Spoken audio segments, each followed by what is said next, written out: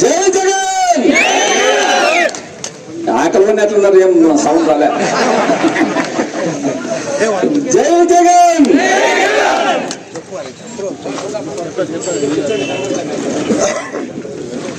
ఈరోజు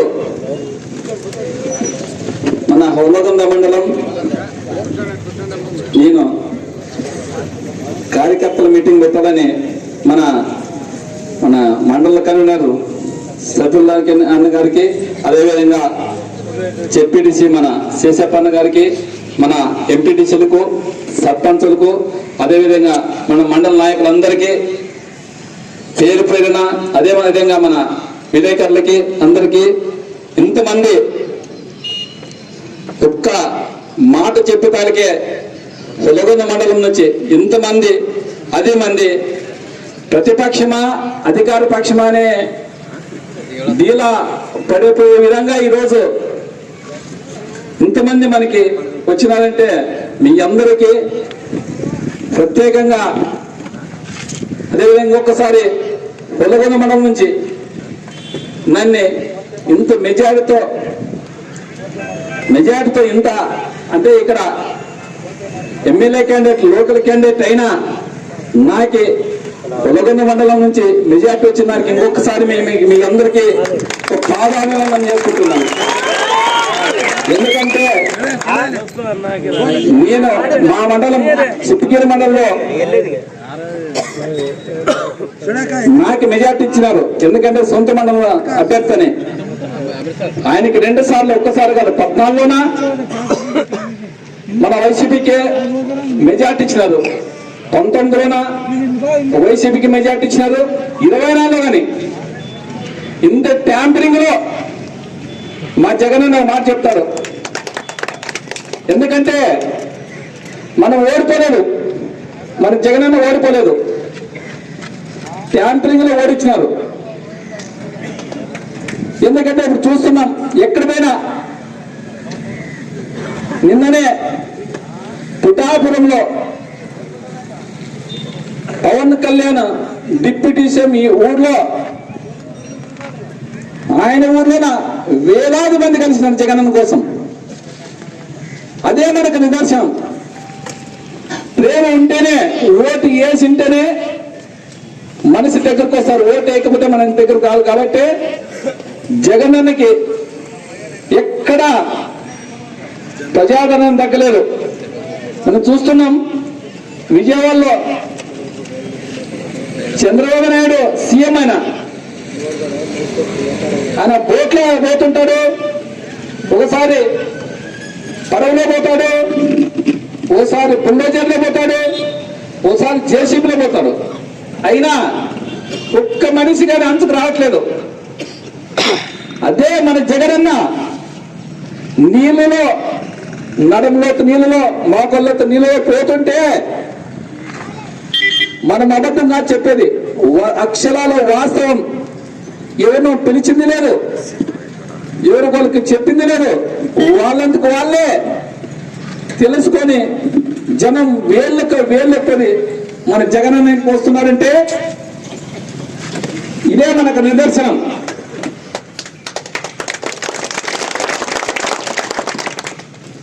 మన జగనన్న అంటాడు అది ట్యాంపరింగ్ జరిగింది, మనకి ప్రూఫ్ లేవు, ఆ దేవునికే తెలియాలంటాడు. ఎందుకంటే ప్రతి ఒక్కరు ఆ నీళ్ళలో విజయవాడలోన ఒక ఆమె లేడీ మాట్లాడుతుంది, అన్నా మీరైతే మమ్మల్ని ఆదుకునే వాళ్ళన్నా మేము అందరూ, మీరు ఈ చంద్రబాబు నాయుడు ఎక్కడి నుంచి వచ్చినాడు, మేము ఓట్లు వేయలేదన్నా, ఆయనకి ఓట్లు వేయకుండా అంటే ఆయన గెలిచినా మా ఓట్లన్నీ ఎక్కడ పోయినా అని ఆమె ఆ నీళ్ళలో అంత బాధతో. అంటే జగనన్న ప్రజలకు ఎంత సేవ చేసినాడో, ఎంత సంక్షేమ పథకాలు మనం చూసినాం. 19 నుంచి 24 వరకు ఎప్పుడన్నా నేను మాట చెప్పినాను, ఆ మాట తప్పుతాను, నాతో మనం అబద్ధంగా చెప్పేది నిజం. కరోనా కాలంలో ప్రతి ఒక్కరి ఇంట్లో గడ్డకెళ్ళలేని కాలం, ప్రపంచ దేశాలే గడగడలాడినాయి.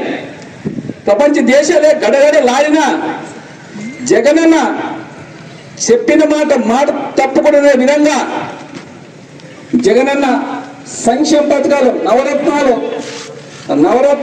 ఎన్నో 99 నవరత్నాలు ఈరోజు జగనన్న ప్రతి ఒక్కరు ఈ టైం కంటే ఆ టైం ఖచ్చితంగా అకౌంట్లోకి పడే విధంగా జగనన్న పరిపాలన చేసినాడు. అదే ఇప్పుడు వచ్చింది ప్రభుత్వం సూపర్ 6 అన్నాడు.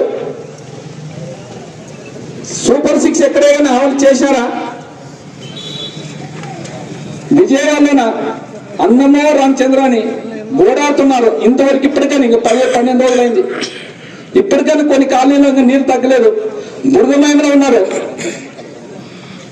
ఆయన ఫోటోలు దిగుతాడు కానీ ఆయన పోతాడు కానీ ప్రజలు బాగా తెలుసుకోవడం లేదు. ఆయన ప్రజలకు ఏమి ఇబ్బంది అనేది తెలుసుకోవడం లేదు.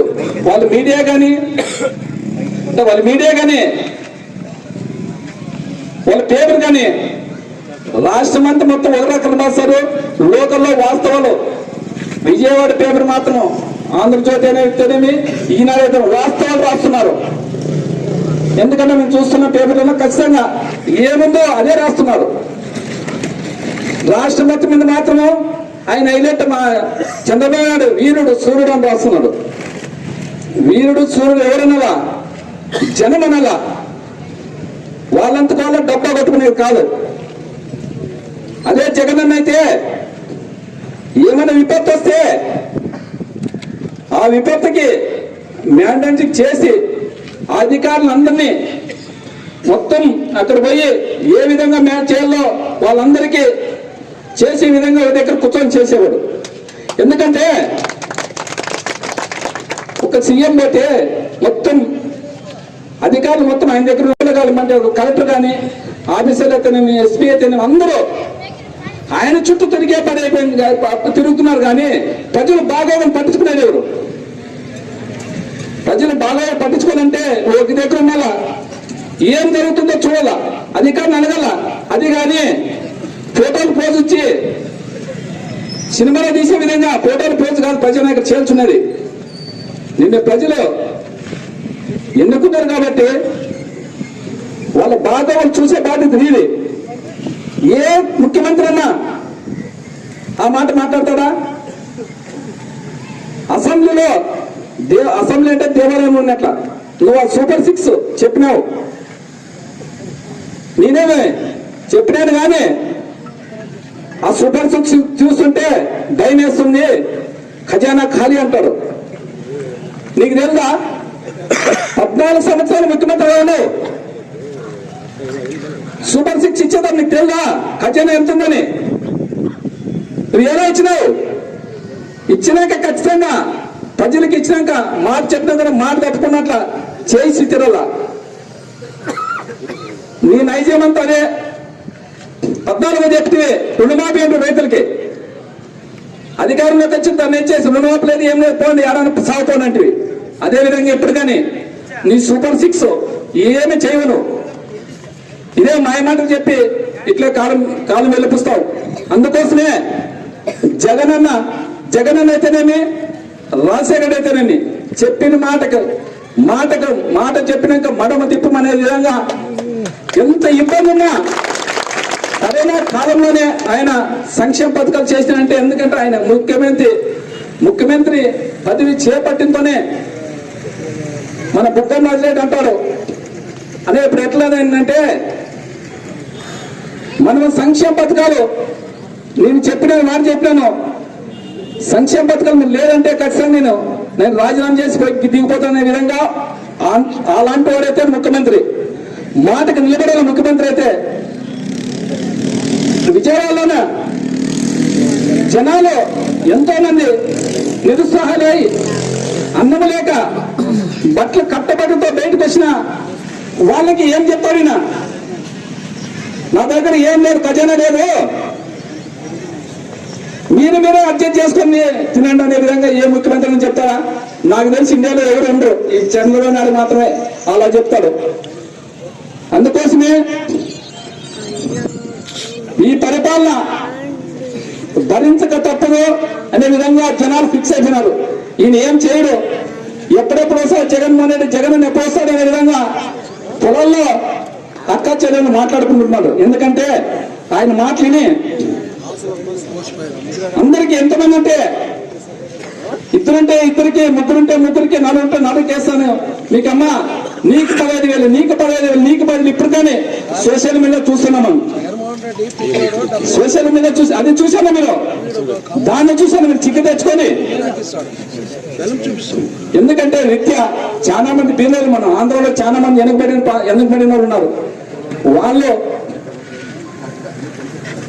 వాళ్ళు ఖచ్చితంగా అమౌంట్ వేస్తాడే విధంగా ఎంతో రోజు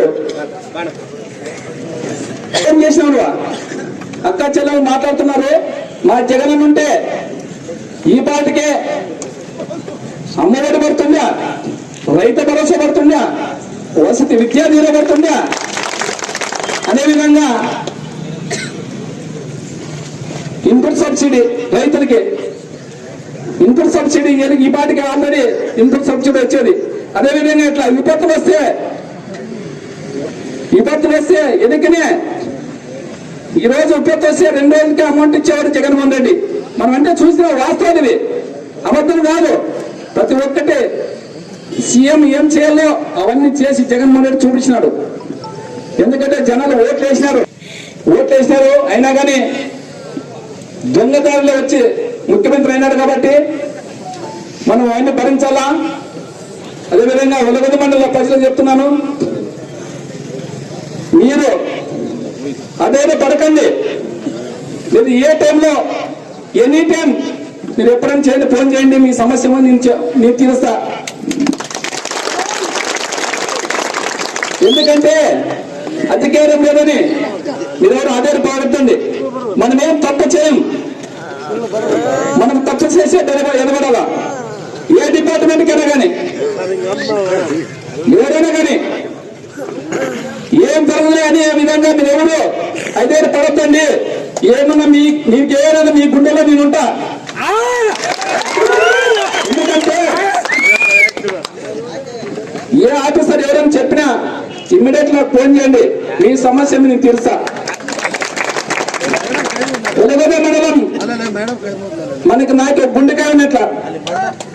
ఎందుకంటే క్యాండిడేట్, సొంతం క్యాండిడేట్ ఊరైనా మండలమైనా కానీ నాకు మెజార్టీ తెచ్చినారు కాబట్టి మీ ఉలగొంద మండలం ఎప్పుడు మర్చిపోయిన విధంగా ఈరోజు మీకు మాటిస్తున్నాను.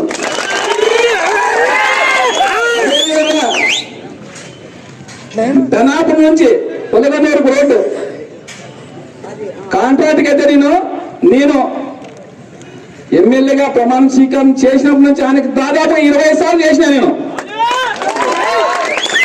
ఎందుకంటే నేను చెప్పిన ఆయనకి, అన్నా నువ్వు వార్తను చూస్తున్నాయినా అసలు బస్సులో రావట్లేదు, జనాలు ఆటోలు పోవట్లేదు, చాలా మంది తిట్టుకుంటున్నారు.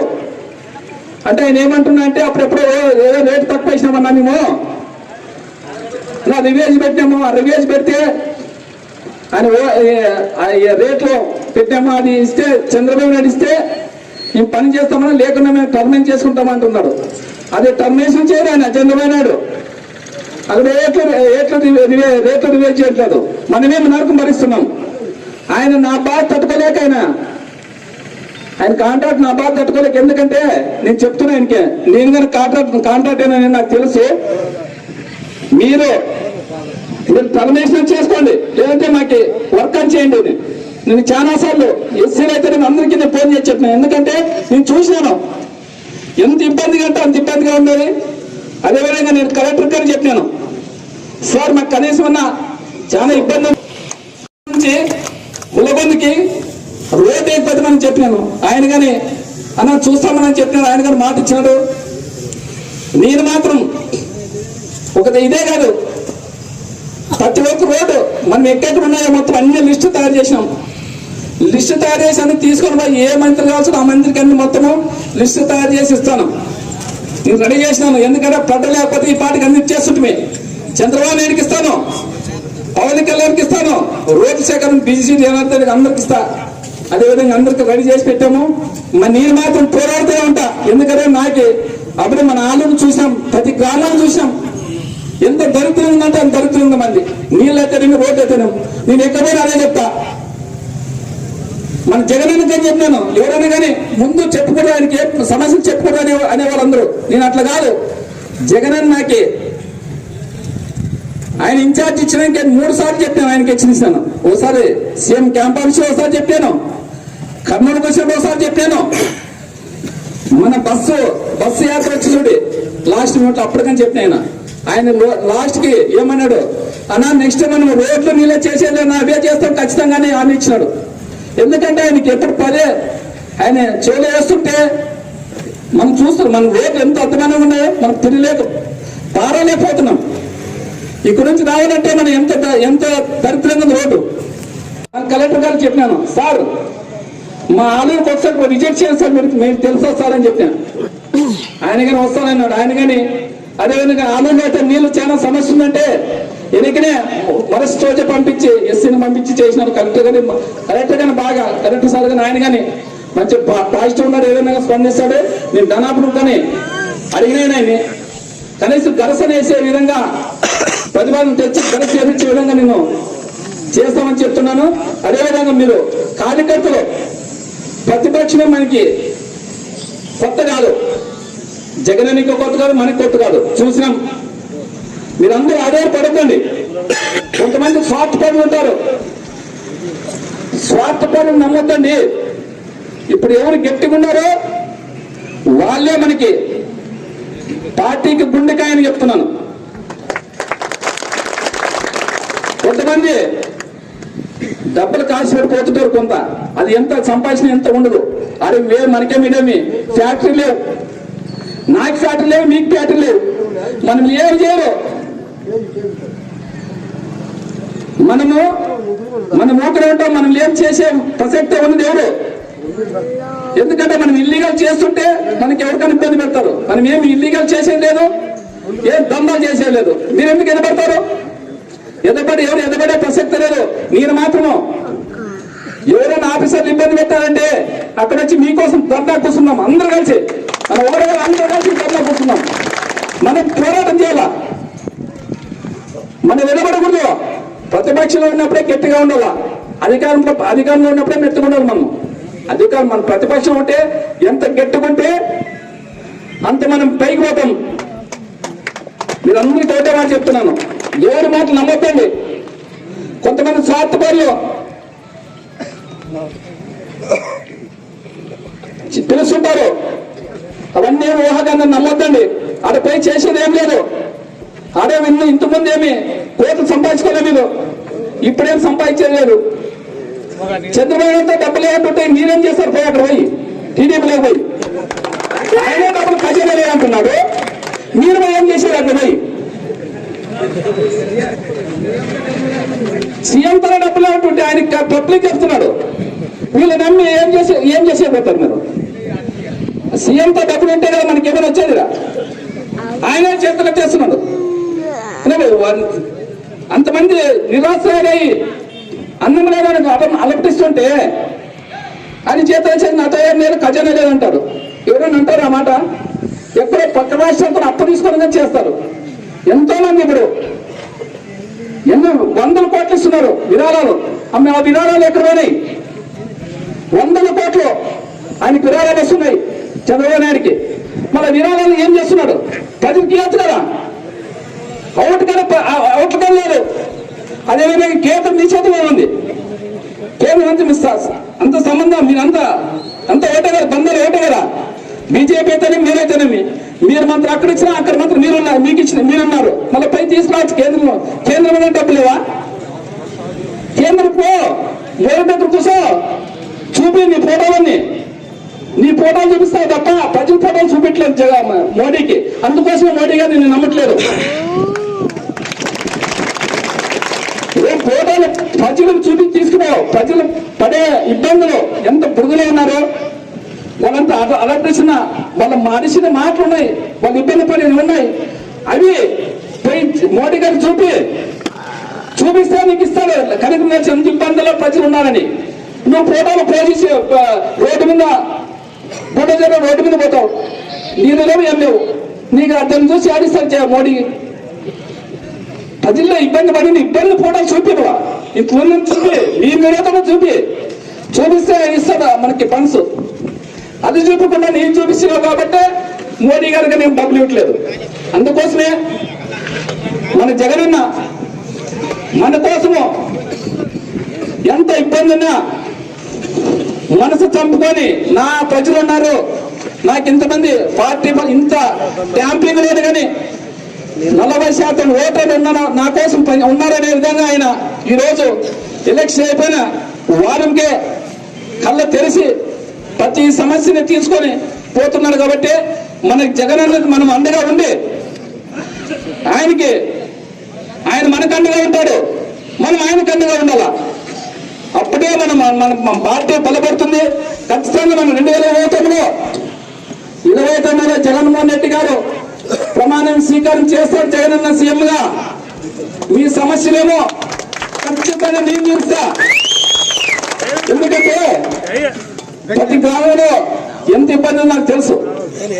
నీళ్ళ సమస్య తెలుసు నాకు, రోడ్ల సమస్య తెలుసు నాకు. అవన్నీ రెడీ చేసి పెట్టుకున్నాను. రోడ్లు అయితేనే నీళ్ళు అయితేనే మాత్రము అవన్నీ నివేదన రెడీ చేసి పెట్టుకున్నాను.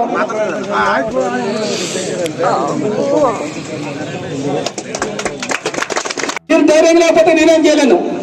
మీరందరూ నాకు అండగా ఉంటారే,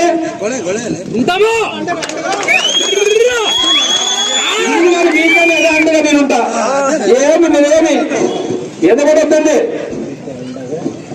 ఎనీ టైం చెప్తున్నా, ఇంకోసారి చెప్తున్నా, మీకు ఏ టైంలోనన్నా మీరు ఫోన్ చేయండి. చాలా మంది 11 మంది అప్పుడు చేసిన చాలా మంది సమస్యలు అంటే మన మండలం నుంచి సమస్యలు లేవు కానీ దేవనపట్ట మండలం చాలా సమస్యలు ఉన్నాయి. పాపం వాళ్ళకి చాలా ఇబ్బంది పెడుతున్నారు. అయినా కానీ వాళ్ళకి ఎనీ టైం ఏం చేసినా వాళ్ళకి మనం డిపార్ట్మెంట్తో మాట్లాడి వాళ్ళ సమస్యలు తీరుస్తున్నాను. అందుకోసం మీరు కానీ మీరందరూ ధైర్యంగా ఉండి మన జగనన్నని 2029 వరకు 2029లో ఖచ్చితంగా సీఎం చేసుకుందామని. స్థానిక సమస్యలు వస్తాయి మనకి. స్థానిక సమస్యల కల్లా భారీ వ్యతిరేకత ఇప్పటికే ఏ ముఖ్యమంత్రికి ఇంత వ్యతిరేకత రాలే. 3 నెలల్లో ఈ చంద్రబాబు నాయుడికి వ్యతిరేకత వచ్చింది. అదే ఏ డిపార్ట్మెంట్ అయితేనేమి, ప్రజలు అయితేనేమి, డిపార్ట్మెంట్లో కానీ ఎందుకు ఓట్లేసి గెలిపించుకున్నామని దేవుడు అంటున్నారు. డిపార్ట్మెంట్ అంతా పోలీస్ శాఖ అయితేనేమి, రెవెన్యూ శాఖ అయితేనేమి, ఏ శాఖ అయితే మొన్న అన్ని శాఖలు ఈయనేమో నమ్మి ఓట్లేసినా మేము ఈయనేమో చేసాడే ఓట్లేసే మమ్మల్ని ఏం పట్టించుకోడు ఉంటారు. నిన్న ఏదో పోలీస్ డిపార్ట్మెంట్ అంటూ పోయినాడంట లోకేష్ దగ్గరికి. అన్నా నువ్వు పాదయాత్రలో మాకు ఆ సమస్యను మీకు చేస్తామని చెప్పినావు కదన్నా, మా సమస్య ఏమంటే అదేం సమస్య ఇప్పుడు కాదు ఇంకా ఉన్నాళ్ళు చూస్తామని వాళ్ళు తప్పి పంపించేసినట్ట. ఆ విధంగా ఇప్పుడు ఎంత బాధపడుతుందో అంత బాధపడుతున్నారు. ఇవన్నీ ఏమి లేదు.